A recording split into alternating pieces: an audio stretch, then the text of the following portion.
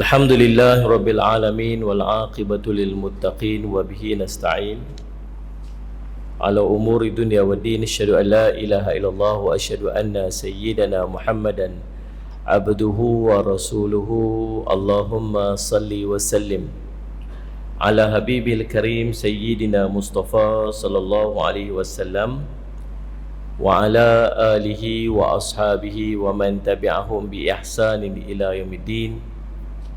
Subhanaka la ilma lana illa ma 'allamtana innaka antal alimul hakim. Rabbi shrah li sadri wa yassir li amri wahlul 'uqdatam min lisani yafqahu qawli. Bismillah ma syaa Allah la yasuqul khaira illa Allah ma syaa Allah la yasrifu su'a illa Allah ma syaa Allah ma kana min ni'matin fa min Allahi ma syaa Allah wala haula wala quwwata illa billah al-'aliyyil 'azim. Bismillahilladzi la yadurru ma'a ismihi syai'un fil ardi wala fis sama' wa huwas sami'ul 'alim. Bismillahilladzi la yadurru ma'a ismihi syai'un fil ardi wala fis sama' wa huwas sami'ul 'alim. Bismillahilladzi la yadurru ma'a ismihi syai'un fil ardi wala fis sama' wa huwas sami'ul 'alim. Na'udzu bikalimatillahi tammati min syarri ma khalaq. Na'udzu bikalimatillahi tammati min syarri ma khalaq. Na'udzu bikalimatillahi tammati min syarri ma khalaq. Allahumma inna na'udzu bika minal baras wal junun wal judam wa min sayyi'il asqam. Allahumma inna na'udzu bika minal baras wal junun wal judam wa min sayyi'il asqam. Allahumma inna na'udzu bika minal baras wal junun wal judam wa min sayyi'il asqam. Allahumma afina fi badanina, Allahumma afina fi sam'ina, Allahumma afina fi basarina. Allahumma inna nas'aluka ilman nafi'a wa rizqan tayyiba wa amalan mutaqabbala. Radina billahi rabba bil islam dina Muhammadin sallallahu alaihi wasallam nabiyyan wa rasula. Radina billahi rabba bil islam dina Muhammadin sallallahu alaihi wasallam nabiyyan wa rasula. Radina billahi rabba bil islam dina Muhammadin sallallahu alaihi wasallam nabiyyan wa rasula. Wa sallallahu ala sayyidina Muhammad wa ala alihi wasahbihi wasallam. Alhamdulillah rabbil alamin. Alhamdulillah, puji syukur kita panjatkan kepada Allah SWT yang limpah kunana yang taufik di sisi Allah SWT. Kita dapat sama-sama lagi pada malam ni insya-Allah. Saya cuti lama pergi umrah. Balik umrah pula kuarantin lagi. Hari ni baru lepas, baru pergi buka, baru pergi tanggai dia punya jam smartwatch tu. Alhamdulillah, ni kan first kuliah lah ni daripada Melaka pergi tadi. Alhamdulillah dapat jumpa tuan-tuan Salat Muhammad, orang kampung Dodoi, insya-Allah. Dan kita nak tengok hari ini pada hadis yang ke-19. Hadis ke-19 dalam hadis yang diimpunkan kepada kita oleh Imam An-Nawawi rahimahullahu taala. Hadis ke-19. Hadis ni panjang. Hadis ni hadis sangat istimewa sebenarnya. Hadis Salih alaihi Muhammad, Nabi SAW menyebutkan Imam Ibn Rajab Al-Hambali berkata dalam kitabnya Jawami'ul Ulum wal Hikam, hadis ini mengandungi unsur-unsur sallallahu alaihi Muhammad, wasiat yang sangat besar daripada kaedah-kaedah dan urusan-urusan agama yang penting, sehingga beberapa ulama menyatakan bahawa aku merenung hadis ini lalu aku kehairanan dan hampir kehilangan akal dibuatnya. Alangkah sedihnya akibat kejahilan tentang hadis ini dan kurangnya kefahaman mengenai maknanya. Dikata sallallahu alaihi Muhammad, sallallahu alaihi Muhammad, ulama kata apa? Aku pelik sungguh. Aku tengok hadis ni, dia kata, aku rasa pelik dan aku hampir kehilangan akal duk fikir ni. Alangkah sedihnya bila orang jahil tentang hadis ni, dia kata. Orang jahil tentang hadis ni dan kurangnya faham orang tentang hadis ni. Hadis apa yang special sangat ni? Mari kita tengok. Hadis ni tajuk dia, kamu jaga Allah, Allah jaga kamu. Itu tajuk dia. An Abil Abbas Abdullah bin Abbas radhiyallahu anhu maqal kuntu khalfan Nabi sallallahu alaihi wasallam yawman faqala ya ghulam inni u'allimuka kalimatin yahfazillah yahfazka ihfazillah tajidhu tujahaka, idza sa'alta fas'alillah, wa idza ista'anta fasta'in billah. Salli ala sayyidina Muhammad. Wa'lam anna al-ummata law ijtama'at ala an yanfa'uka bi syai'in illa lan yanfa'uk ulang balik.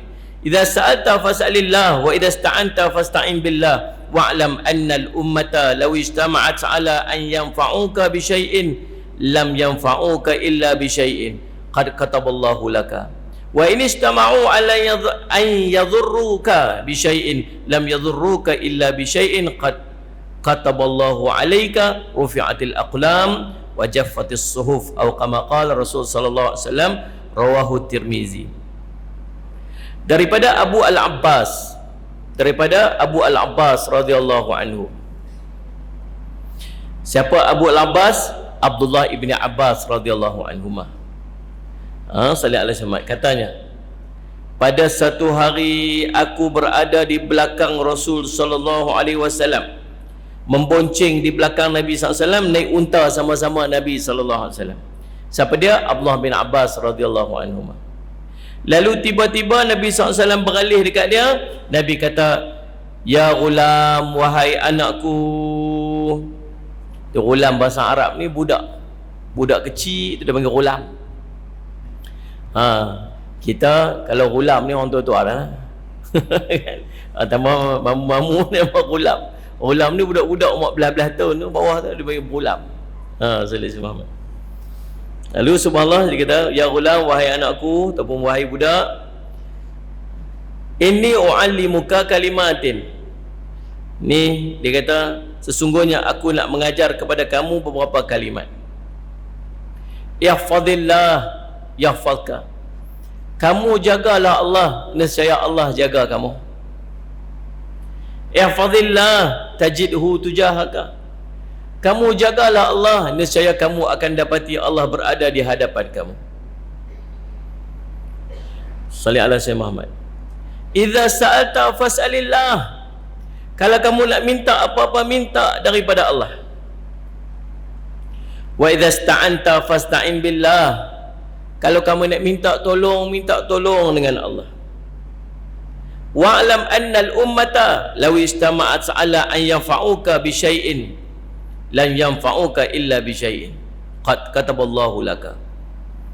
Sesungguhnya, ketahuilah, sesungguhnya kalau satu umat berkumpul untuk memberi manfaat kepada kamu, satu kelompok orang berimpun semua nak buat baik kat kamu, nak bagi manfaat dekat kamu, nescaya, kata Nabi sallallahu alaihi wasallam, Allahumma salli ala sayyidina Muhammad.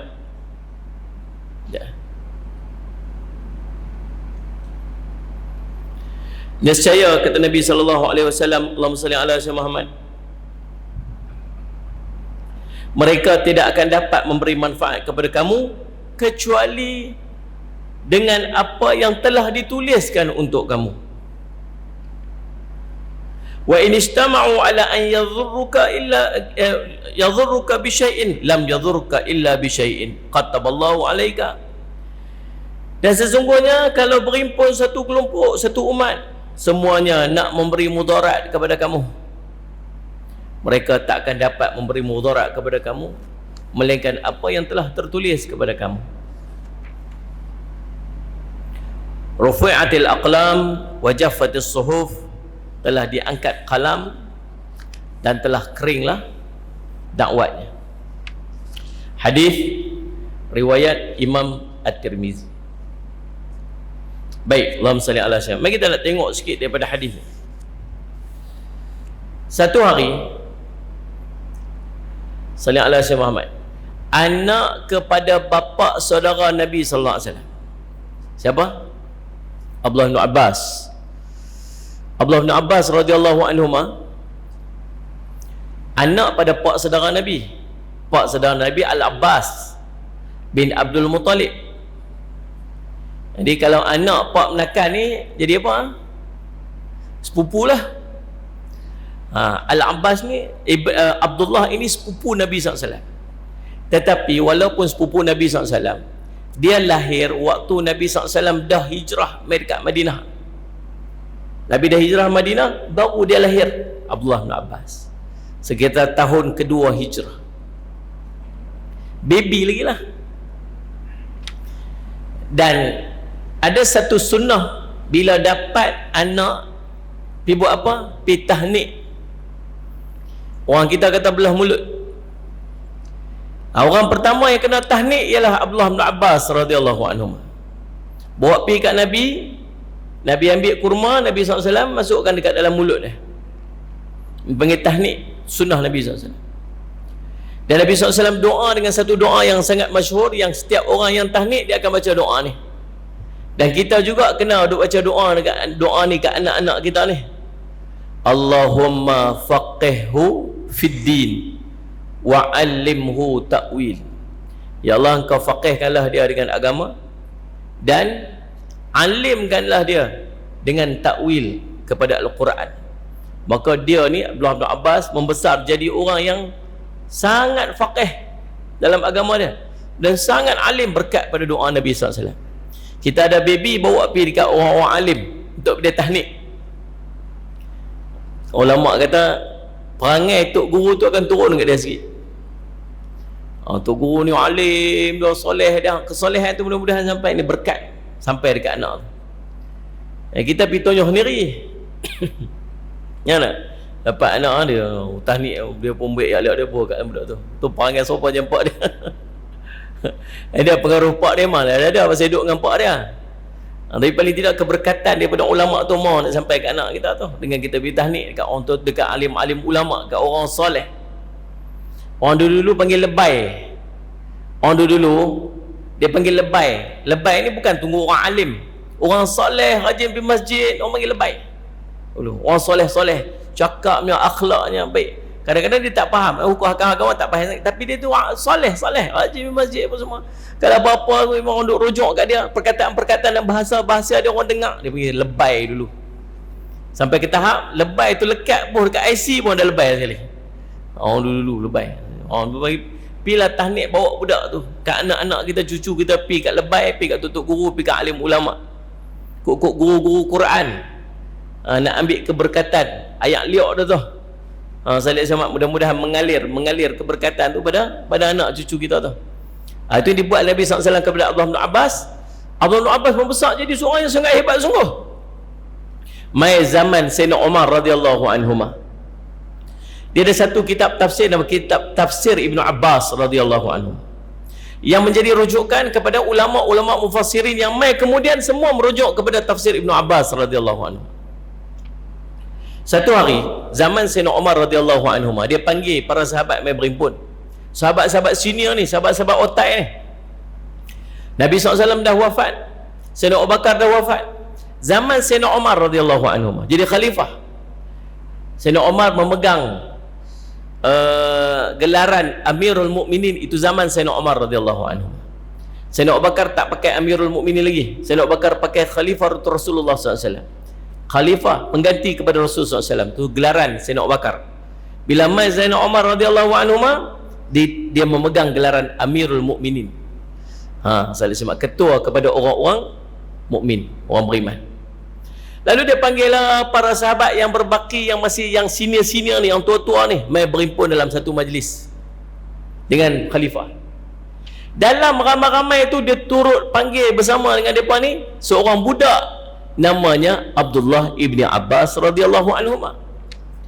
Tuan-tuan boleh bayang tak usia dia tu waktu umur berapa?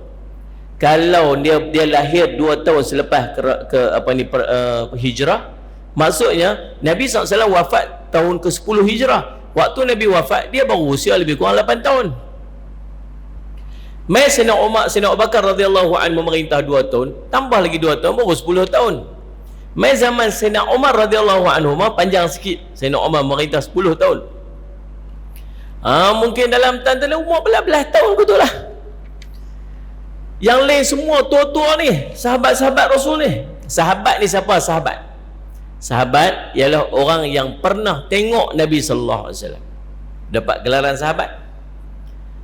Orang yang tak pernah tengok Nabi SAW, dia orang Islam beriman tapi tak pernah tengok sahabat Nabi SAW. Nabi dah wafat, mereka baru lahir. Ataupun mereka dah ada tapi tak sempat jumpa Nabi. Pernah jumpa sahabat, nama dia tabi'in. Tabi'in. Orang yang pernah jumpa tabi'in, tak pernah jumpa sahabat, tak pernah jumpa Nabi, nama dia tabi'in. Sallallahu alaihi Muhammad.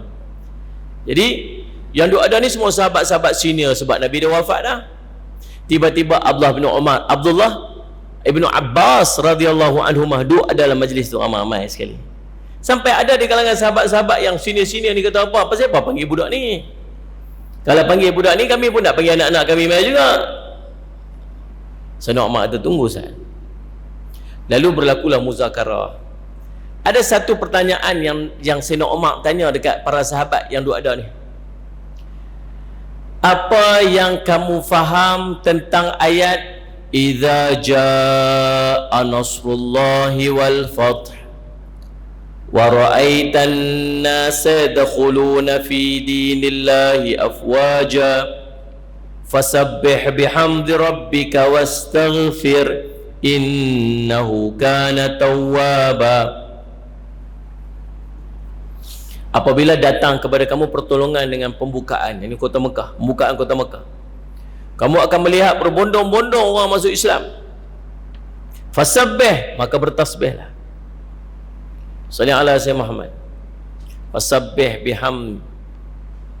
Fasabbih bihamdika wastaghfir. Bertasbihlah, pujilah kepada Tuhan kamu dan beristighfarlah. Apa yang tuan-tuan boleh faham daripada ayat tu? Para sahabat pun jawablah, bila pembukaan kota Mekah, kamu tengok orang Islam masuk Islam, betul dah. Sebab waktu tu dah berlaku dah pembukaan kota Mekah. Maka perbanyakkan tasbih, tahmid, istighfar. Perbanyakkan tasbih, tahmid, istighfar. Betul ke? Tu baru sebab kita betul faham macam itulah. Ibnu Abbas, apa yang kamu faham tentang ayat tu? Dia kata, yang saya faham daripada ayat itu ialah apabila turun ayat itu menunjukkan bahawa Rasulullah sallallahu alaihi wasallam telah hampir kepada kewafatannya. Sikit punya jauh beza lah. Tak ada siapa pun boleh jangka apa yang akan dikatakan oleh Ibnu Abbas radhiyallahu anhu tu. Apabila turun ayat tu, itu menunjukkan tidak lain, umur Nabi SAW telah hampir kepada kewafatannya, dan Allah perintahkan kepada Nabi untuk perbanyakkan tasbih, tahmid, istighfar. Dan sesuai dengan apa yang diceritakan oleh Sayyidina Aisyah radhiyallahu anha, di hujung usia Nabi SAW, Nabi banyak bertasbih, bertahmid dan beristighfar. Subhanallah wa bihamdih, subhanallahil azim, astaghfirullah. Ini kita kena buat amal ni setiap hari 100 kali. Subhanallah wa bihamdih, subhanallahil azim, astaghfirullah. Boleh? Kata tu hujung usia kena buat amal betul lah. Ni kita muda ikut Ustaz, mati bukan kira tua muda. Nak mati bukan kira tua muda. Sallallahu alaihi Muhammad. Tahu-tahu dengar mati je. Tahu-tahu meninggal. Meninggal dah. Meninggal dah. Lah. Akhir zaman. Nabi kata, la taqumus sa'ah, takkan berlakunya kiamat sehingga kamu melihat banyaknya kematian mengejut. Mati tiba-tiba. Sallallahu alaihi Muhammad. Sebab tu abang ipar saya tu, Tajuddin, kan apa, demam 2 hari, buat pergi hospital. Doktor kata tak ada apa, okay, darah tinggi macam mana semua okey, balik duduk rehat di rumah. 2 malam letih-letih meninggal ke tu. Orang abang orang telefon, meninggal dah. Meninggal dah, begitu ya. Yang salat selamat. Ya, meninggal malam Jumaat, makalah meninggal pun elok lagu tu lah. Lepas maghrib tu duduk astagfirullah, la ilaha illallah, la ilaha illallah, duduk zikir Allah, Allah, Allah. Lepas maghrib dia meninggal. eloklah kematian untuk dia. Tapi kita ni Nabi suruh buat apa? Baca subhanallah bihamdi subhanallahil azim astaghfirullah sehari 100 kali. Doa amal tiap hari. Kata Sayyidina Umar radhiyallahu anhu, demikian yang aku faham. Aku pun faham macam tu juga daripada ayat tersebut. Nah, itulah cerita kebijaksanaan Allah bin Umar radhiyallahu anhu. Lalu Nabi SAW duduk dengan dia satu hari. Nabi SAW bagi pesan dekat dia beberapa pesanan. Yang pertama, Nabi pesan, yahfazillah yahfazka, kamu jaga Allah, Allah jaga kamu. Ni nak masuk terus ni. Nak masuk terus apa yang Nabi pesan dekat Abdullah bin Umar radhiyallahu, Abdullah bin Abbas radhiyallahu anhu. Nombor satu, ihfazillah, kamu jaga Allah. Hasil dia apa? Yahfazka, Allah jaga kamu.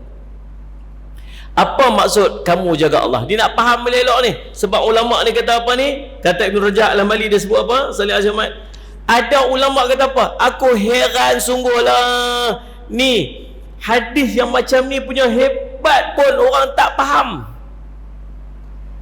Sampai nak hina akal aku dibuatnya. Bila hadis yang macam ni punya hebat, tak ada orang faham.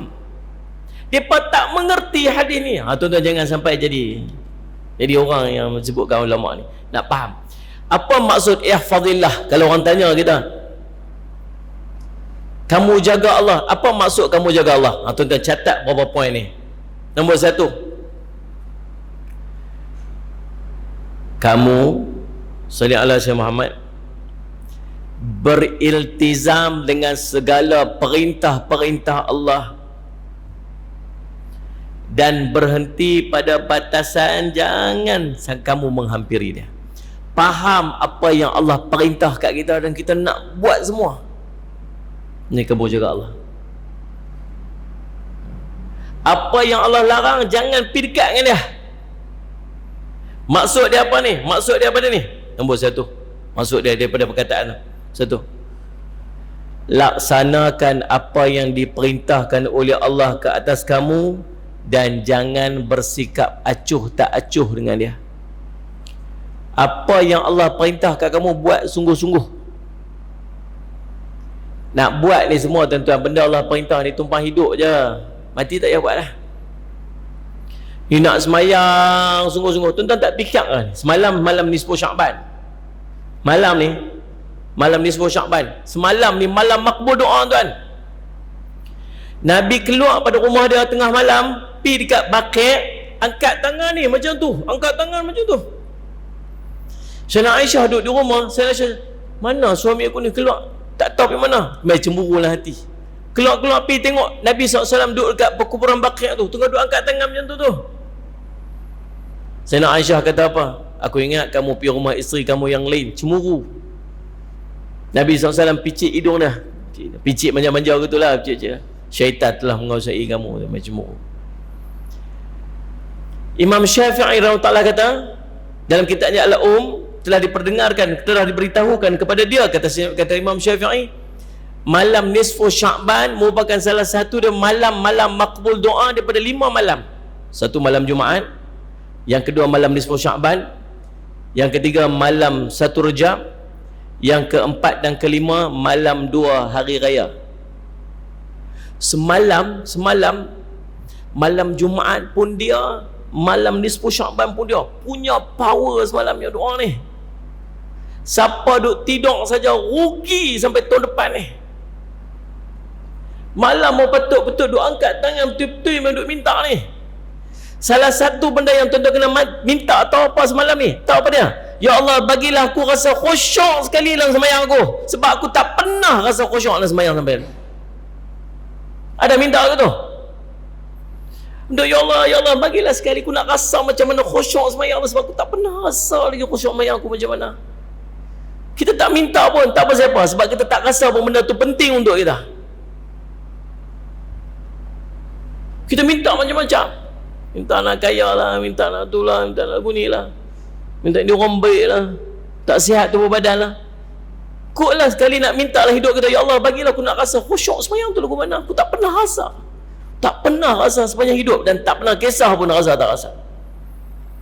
Tuan-tuan, kalau tuan-tuan tak rasa khusyuk sembahyang lah ni, bila nak rasa? Bila? Kalau tak pernah rasa sedapnya semayang tu lagu mana, bila nak rasa? Kalau memang tak mau rasa langsung, tak ada rasa pun, macam patut nak rasa, tak ada rasa. Teruk kita tuan lah. Sungguh saya tak tahu lah. Sebab kita tak rasa ada satu benda yang penting dalam hidup. Nah, duk cerita para sahabat Nabi SAW. Sayyidina Osman boleh khatam 37 dalam sembahyang dia. Cucu baginda Rasul SAW, dia mendapat gelaran Zainal Abidin, cucu kepada Sayyidina Ali radhiyallahu anhu. Zainal Abidin, cucu kepada Sayyidina Ali radhiyallahu anhu, cicit pada Nabi SAW. Dia punya semayang sehari semalam 1000 rakaat, sampai dekat kaki ni, naik benjol ni macam lutut unta. Pasal apa yang semayang sampai teruk tu? Sebab sedap semayang kat mereka. Sedap. Sayyidina Osman, Imam Ahmad rahimahullah ta'ala, sehari semalam 300 rakaat dia semayang. Kita kata kita sibuk bisnes, tak sempat nak semayang 300 rakaat. Mereka boleh Ustaz, mereka tutup guru apa, mereka ke apa, abid ke apa, tak ada benda apa nak buat. Siapa kata Imam Ahmad tu businessman, tuan-tuan? Dia businessman. Dia ada perniagaan, dia ada gudang kain dia. Dapatan dia sangat besar. Allahumma salli ala Muhammad. Cerita. Apa alasan kita? Tahu pasal apa? Pasal kita tak pernah rasa sedapnya semayang macam mana. Sebab tu kita tak bersungguh nak dapat sedap semayang. Dia takut jadi macam yang Allah duk cerita dalam Quran tentang orang yang lalai dalam semayang ni, apa ni? Mereka bermalas-malas dengan semayang ni. Bermalas-malasan dengan semayang ni. Malas, semayang. Bukan tak semayang langsung, tapi malas. Allahu Akbar. Ya Allah, malas, ya Allah, sebab dalam hati. Haji main sunat je, semayang sunat. Tapi dia nak semayang sunat tu, ya Allah, malasnya, ya Allah, sebab. Kita bukan cerita orang lain. Orang yang jaga Allah ni, dia sangat jaga semayang dia. Benda-benda fardu ni jaga. Maksudnya kalau dia nak semayang, semayangnya di awal waktu, semayangnya duduk soh paling depan, semayang nak semayang berjemaah, dia perelok pakaian-pakaian dia nak semayang, bukan pakai ikut dan aja. Dia nak menghadap Tuhan ni, nak menghadap Allah ni. Lekeh sungguhlah kita, lekeh sangat. Macam mana tu? Awalahu yuhasabu bi'abdan fi yaumul qiyamah salatuh. Benda yang paling awal sekali Allah nak cek di semayang dia, benda paling awal sekali Allah nak cek nanti di yaumul qiyamah, semayang dia. Yang lain semua mai kemudian ni. Sedekah banyak ke, puasa banyak ke, ibadat banyak ke, buat baik dengan orang. Semua orang sayang kat dia, semua baik ada kat dia. Tapi yang lain Allah tak tengok lagi, Allah tengok semayang lah. Tengok depan semayang, bawa macam kemuruh, lubang ni, Allah tak tengok ni yang lain. Tapi Allah sayang lagi malaikat, dia main sunat tak? Ada dia main sunat? Ada, ya Allah. Ambil main sunat tu, tampung kain ni. Kalau koyak tampung tu, tutup aurat juga dia. Tapi nak pi buat, nak pakai elok-elok, pi jalan dak kot. Tapi paling tidak tutup juga aurat tu. Teratur aja kain yang nak pergi tunjuk depan Allah kalau ada sembahyang sunat. Tapi kalau tak ada sembahyang sunat, tuan-tuan boleh tengok macam mana telanjangnya kita tuan-tuan depan Allah. Faham tak? Tu pun malas sembahyang sunat cerita. Malas lah. Ni dalam duk beletiak ni pun tengok sekali, lepas main isyak dia berum balik ke tu, tak jangan tengok ni. Kita lah ke tu. Tak ada, tak rasa. Benda fardu dia sangat jaga. Nombor 2, benda sunat dia berusaha sungguh-sungguh untuk melakukan. Benda fardu dia sangat jaga. Benda sunat dia bersungguh-sungguh nak buat. Sembahyang sunat dia sungguh nak buat, baca Quran dia bersungguh nak buat, istighfar dia sungguh nak buat, zikir dia sungguh nak buat. Adalah nampaklah kesungguhan tu, nampak jugalah. Kita ni bukan orang baik tuan. Kita bukan orang baik. Kita pun tahu kita bukan orang baik. Tentang perasaan tak? Orang duk tengok, orang duk kata kita baik. Orang duk kata kita baik. Padahal kita kan baik. Tahu tak di antara tanda pasal apa orang duk kata kita baik walhal kita tak baik? Tahu pasal apa? Nombor satu, sebab Allah tutup aib kita. Kalau Allah tunjuk semua benda apa kita duk buat dulu-dulu zaman kita duk kopla jinggal tu ni, siapa pun Allah, siapa pun tak tanya duk dengan kita ni. Nombor dua, tahu pasal apa? Tahu pasal apa orang duk kata kita baik? Pasal Allah sayang kat kita. Bila Allah sayang kat seorang tu, dia panggil malaikat Jibril. Jibril mesat, hang sayang kat kawan ni, aku sayang kat dia. Malaikat Jibril pun tulis sayang kat dia waktu tu. Kemudian malaikat Jibril panggil semua penduduk langit. Wahai penduduk langit sekalian, mai ni. Pasal apa ni? Ni, Allah sayang kat orang ni. Hampa semua kena sayang kat dia. Semua penduduk langit semua sayang kat dia. Dan Allah pun masukkan dalam hati seluruh yang duduk dekat muka bumi ni semua untuk terima dia. Kata ulama, maksud terima tu lagu mana? Semua manusia akan memandang dia tu sebagai orang baik. Kenal ada haji tu? Kenal. Dia tu macam mana? Oh, dia orang baik. Meninggal dapat long tu. Meninggal dia. Oh, dia tu orang baik. Duduk kata orang baik ni tak pasal apa? Tu tanda mudah-mudahan Allah sayang kat dia. Tuan-tuan nak dapat Allah sayang kat kita lagu tu, cara dia, kata Nabi SAW, tidaklah seorang hamba dia berusaha untuk mendekatkan dirinya kepadaku melainkan dengan dia melakukan amalan-amalan sunat sehingga aku pun mencintai dia. Kena sembahyang sunat rajin sikit lah. Saya sembahyang rajin main sunat banyak sikit. Saya ada semua. Nombor tiga, kamu jaga Allah. Apa kamu kena buat? Kamu jauhi segala apa yang telah dilarang oleh Allah dan binalah satu benteng di antara kamu dengan larangan-larangan tersebut. Berhenti. Tahu benda haram kat depan, jangan buat. Bukan setakat berhenti tang haram tu, sebelum sampai haram tu dia berhenti dah. Nama syubhah. Syubhah ni apa? Benda was-was. Main boleh tak boleh, boleh tak boleh, dia syubhah. Kita orang-orang mengaji ni, benda apa nak makan, jagalah. Benda nak masuk dalam perut, jagalah. Dia bagi kita apa? Benda syubhah haram masuk dalam perut ni, semayang pun tak sedap, ibadat pun tak seronok, tak teringin nak buat ibadat. Kalau dia boleh buat pun Allah tak terima lah.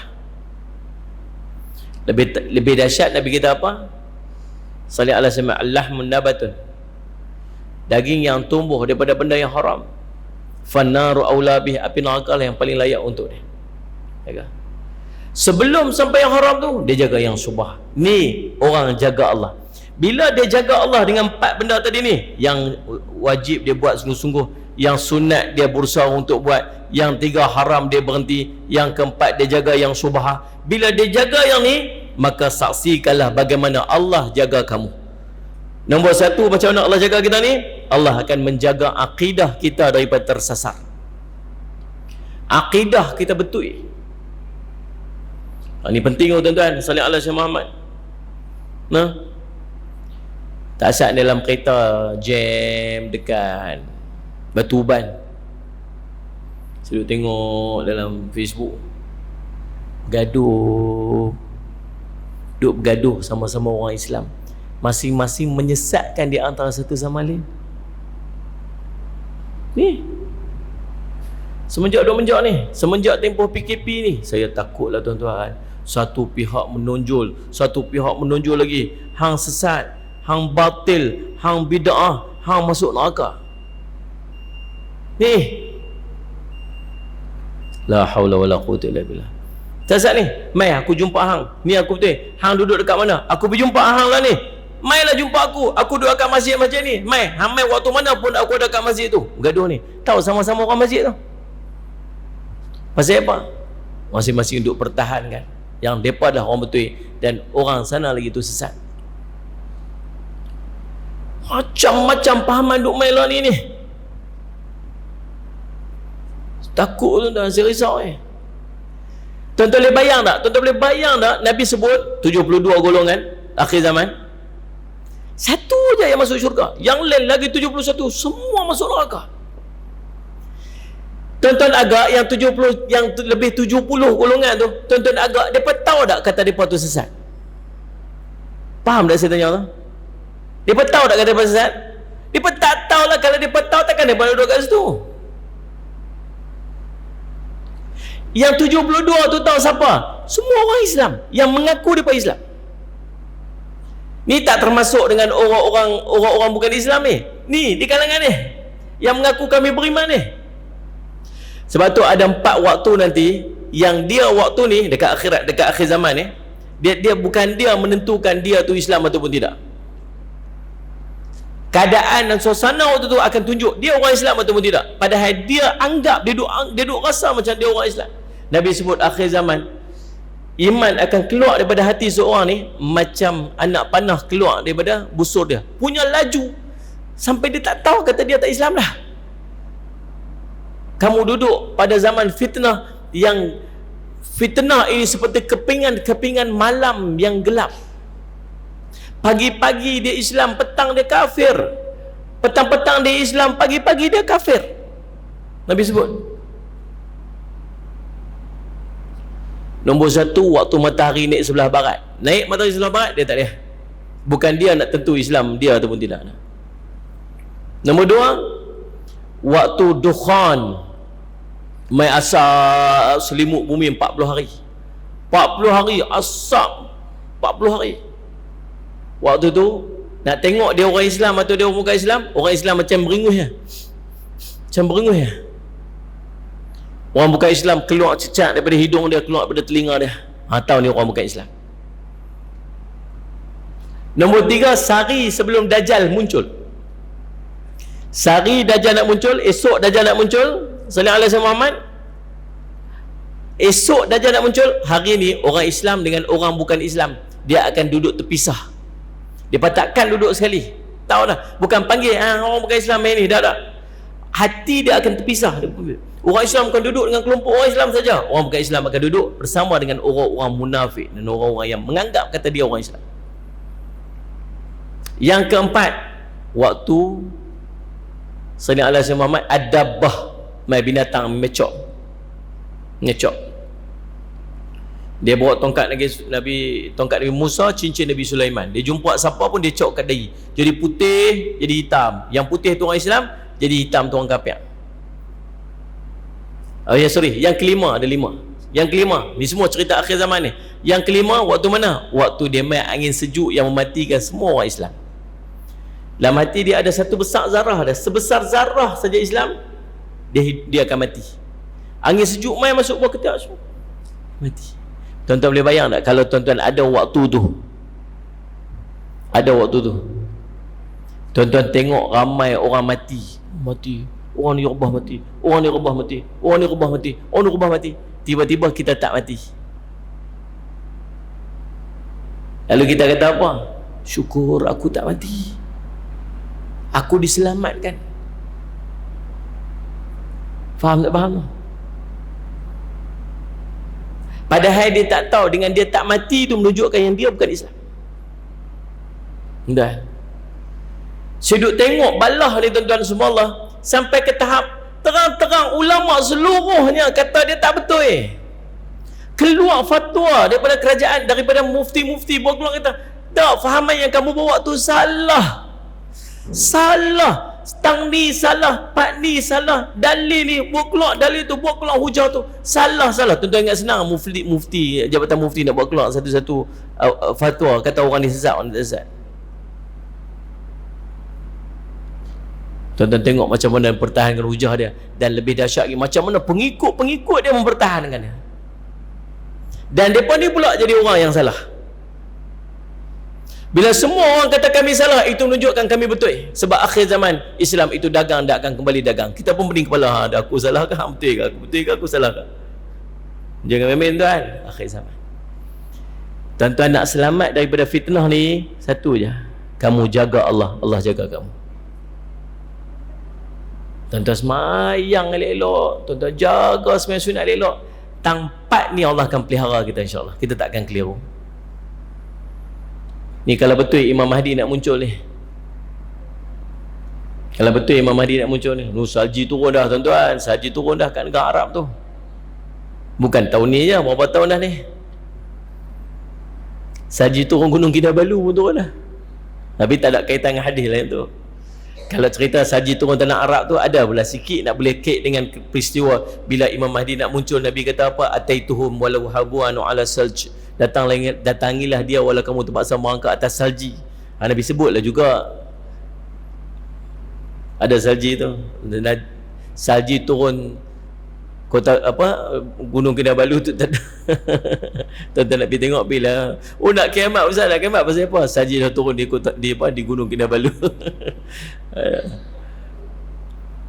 Kalau Imam Mahdi nak muncul, Nabi suruh kita pi kat dia. Pi. Tahun 1979 berlaku pembunuhan beramai-ramai dalam Masjidil Haram. Siapa tahu? Baca 1979.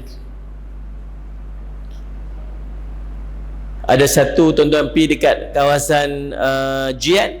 Tahu Jihad? Belakang Masjid Haram tu, satu lorong yang masjid yang ada jam besar tu, lorong tepi jam besar tu, nama dia Misfalah. Ada hotel kat belakang. Yang sebelah sana tu ada satu jalan tar tu kan. Dulu tepi tu ada hospital. Ni dekat tu ada istana atas bukit tu. Jalan tu nama Jihad. Dekat jalan Jihad tu ada satu hotel. Hotel itu dimiliki oleh waris-waris syuhada, orang-orang yang terbunuh dalam Masjidil Haram pada tahun 1979. Seorang lelaki, saya tak ingat nama dia, dia mengaji agama, akhirnya entah macam mana, dia faham apa tak tahu. Ada salah seorang daripada abang ipar dia, dan dia kata abang ipar dia ni ialah Imam Mahdi. Buat masuk mai dekat kawasan Masjid Haram, tutup semua pintu Masjid Haram. Siapa yang duduk masyarakat terkupung jadi tawanan. Buat masuk senjata melalui Salih Syah Muhammad, keranda. Dia usung je keranda tu, dia kata ni jenazah masuk pergi apa semua. Waktu tu dia sedang duk buat basement untuk Masjid Nabawi tahun 79. Bawa keluar senjata, tahan semua orang, dan akhirnya tak boleh nak keluar, bunuh apa-apa. Ramai orang yang terbunuh dekat dalam Masjidil Haram. Kes apa? Kes mengangkat Imam Mahdi dulu. Bila orang tak boleh terima, dia memberontak, dia bunuh. Macam mana keadaan nanti kalau betul-betul Imam Mahdi betul-betul ada? Tuan-tuan, agak kita ni nak duduk tahu mana? Bila orang sebut kata Imam Mahdi dah muncul dah ni, tuan-tuan, agak-agaklah kita ni nak termasuk dalam orang yang ikut Imam Mahdi ataupun tak. Tapi Nabi suruh ikut. Nabi kata hang merangkak atas salji pun hang kena pergi ikut dia. Kena tinggal ni. Tinggal rumah, tinggal semua kena pergi. Macam mana nak kenal Imam Mahdi? Ingat satu aja. Yahfadillah yahfadka. Kamu jaga Allah, Allah jaga kamu. Tugas kita tak payah duduk pergi cari Imam Mahdi. Dah keluar dah kot, dah ada dah kot, duduk tak mana, nama apa sekian. Tak payah cari. Tak duduk pergi cari. Tak duduk packing barang lagi, tak payah lagi. Ada orang telefon saya hari tu, Ustaz, saya duduk ke KL waktu tu, Ustaz, ni kami dah siap-siap dah, barang-barang semua siap dah, packing semua siap dah, apa-apa, duduk tunggu arahannya. Hampa nak pergi mana? Nak pergi cari Imam Mahdi. Dia pada satu grup besar. Kami dah ni bincang ni, kami dah keluar dah ni, tempat pertemuan kami kat sini. Perlukah kami keluar, Ustaz? Dia nak keluar dah, tapi dia duduk ragu-ragu. Tu tanya saya. Saya kata betul-betul Imam Mahdi dah ada lagi? Tak tahulah saya ada ke tak ada lagi, tapi nak kena keluar cari dia ni. Nabi tak suruh pun pergi cari. Tapi bila dia ada nanti, kamu pergi. Macam mana kita nak tahu ada ke tak ada? Ya fadillah, ya fadka. Kamu jaga Allah, Allah jaga kamu. Itu je kunci dia. Mayang pun tak, mayang pun malas. Itu duk gaduh sangat, masjid tutup, tak boleh pergi masjid, lapar. Nak sekalian, masjid buka tak main ke? Aku bukan tak mau pergi pasal ni soh tak abad apa semua. Dah 1 bulan 4 ni soh apa, anak main tak main tengok. Saya duk pesan dah 1 bulan 4 ni tuan kena mai awal-awal sikit masjid 10 minit sebelum azan tu tuan mai siap-siap dah pasal masjid penuh start pada 1 bulan 4 ni. Bawa ramai semua pekat duk standby nak mai ni 1 bulan 4 ni pro semua nanti pekat masuk. Tuan-tuan hanya terlepas kat belakang. Baik tuan-tuan mai awal sikit. Faham atau tak faham sudah. Alah geng-geng ni kalau ada pun. Hembang yang terang. Tuan-tuan, subhanallah, masjid pun tak main, mayang pun malas. Nak cerita Imam Mahdi apa? Ya fadillah ya fadka. Mana Zaman? Nombor 1, Allah akan jaga akidah kamu. Yang kedua, Allah akan melindungi dari kamu daripada kekhawatiran jiwa. Ni khawatir, risau jiwa ni Allah cabut keluar. Dia duk risau benda pelik-pelik, duk risau benda bukan-bukan, duk risau entah apa-apa. Ada orang duk risau sampai kurui. Pasal apa hang risau sangat ni? Nu risau lah depan-depan nak pergi mana? Nu risau ni nu nak jadi perang dunia ketiga pula nu.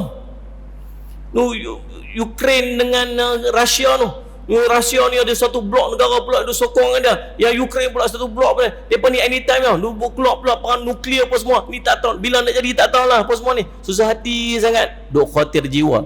Allah kan ada. Takut apa? Takut lagi depa bawa keluar senjata nuklear. Kita ada Allah tu. Minta ke Allah. Sallallahu alaihi wasallam. Minta petunjuk pada Allah. Masa Muhammad. Keluar khawatir-khawatir jiwa ni, kisah-kisah yang bukan-bukan, yang duk buat kita gelisah tiap-tiap hari, duk gelisah dengan yang tu, gelisah dengan dia. Ada aja jalan keluar Allah akan bagi. Syarat dia apa? Ya fadillah. Kamu jaga Allah, Allah jaga kamu. Kita kalau duk berjalan, sebelah kita ni ada ketua polis negara, sebelah sini ada ketua peguam negara, sebelah sini pula ada apa-apa semua geng-geng askar polis semua duk jaga kita apa semua, kita berjalan tengah. Tuan-tuan rasa risau tak?